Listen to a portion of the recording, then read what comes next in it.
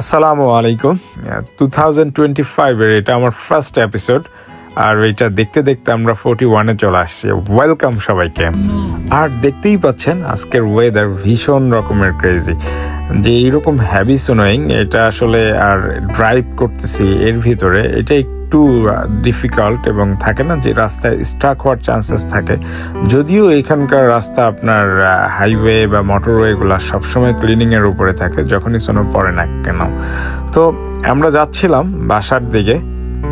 Normally আমি যখন first time video start করি, ভিডিও তৈরি করা আর কি, ব্লগ করা, এটা ছিল আমি আসলে অ্যাব্রড লাইফে লোনলি ফিল করতাম, আমার খুব কথা বলতে মন চাইতো, তো আমি ভিডিওর মাধ্যমে কথা বলতাম। সেই থেকে শুরু, দেখতে দেখতে আমরা আসলে 41 এপিসোডে চলে আসছি, 1 ইয়ার কমপ্লিট করে ফেলছি। ইট ওয়াজ আউটস্ট্যান্ডিং ফর মি, এবং এটা আমার জন্য অনেকটা ব্লেস এবং অনেকটা প্লিজ। যারা আমার ভিডিও দেখে তাদেরকে অনেক অনেক থ্যাঙ্কস এবং অসংখ্য অসংখ্য ধন্যবাদ আমার সাথে থাকার জন্য অলওয়েজ। কোরআনের একটা উক্তি আছে এমন যে ইন্নাল্লাহা ইয়ালামু মা লা তা'লামুন, যার বাংলা মিনিংটা হচ্ছে এমন যে নিশ্চয়ই আমি আল্লাহ রাব্বুল আলামিন যা জানি তোমরা তা জানো না।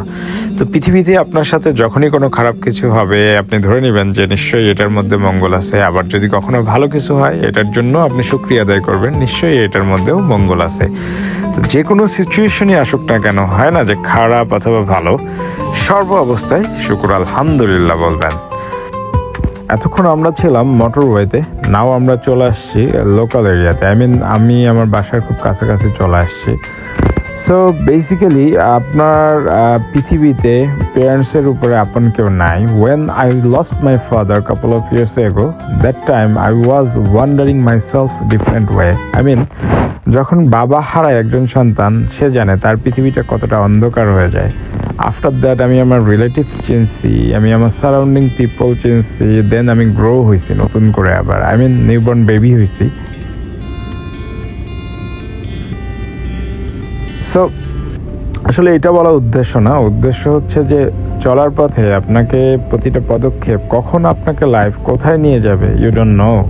এবং থাকে না যে আপনি কখনো পেইন পাবেন, কখনো আপনি জয়ফুল হবেন, বাট আপনি জানেন না যে আপনার সাথে কি ঘটবে।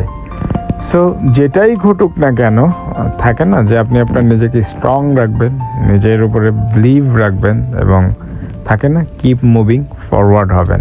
এটা হচ্ছে যে আমার সাইড থেকে আপনার জন্য অ্যাডভাইস।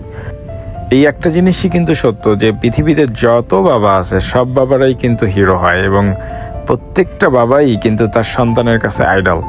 সো বেসিক্যালি বিশেষ করে আমার বাবা মার্চ মাসে পাস্ট হয়ে গেছিলো, তো আমাকে ফেব্রুয়ারি মার্চ এই টাইমগুলা খুবই পেইন দেয়, এবং আমি আমার আব্বুকে ভীষণ মিস করি। তো পৃথিবীতে যত বাবা আছে সকল বাবার জন্য দোয়া থাকবে, ভালোবাসা থাকবে, এবং পাশাপাশি আমার জন্য বা আমার বাবার জন্য আপনারা দোয়া করবেন। দেখতে দেখতে আমি একদম আমার বাসার রোডে চলে আসছি, দেখতেই পাচ্ছেন ভীষণ সোনো, এবং আসলে সোনোতে ড্রাইভিং করাও রিস্কি। তো চলে আসছি।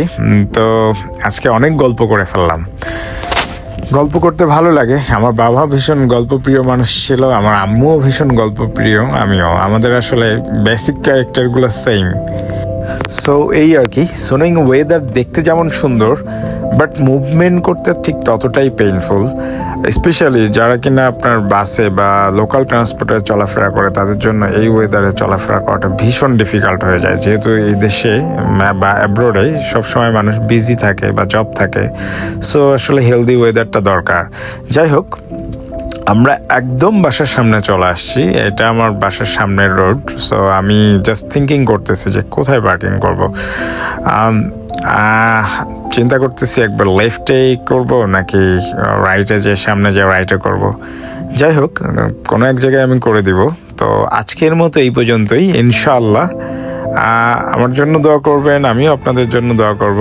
দেখা হচ্ছে আমাদের ইনশাআল্লাহ নেক্সট কোনো ভিডিওতে। টিল দেন টেক কেয়ার, আল্লাহ হাফেজ।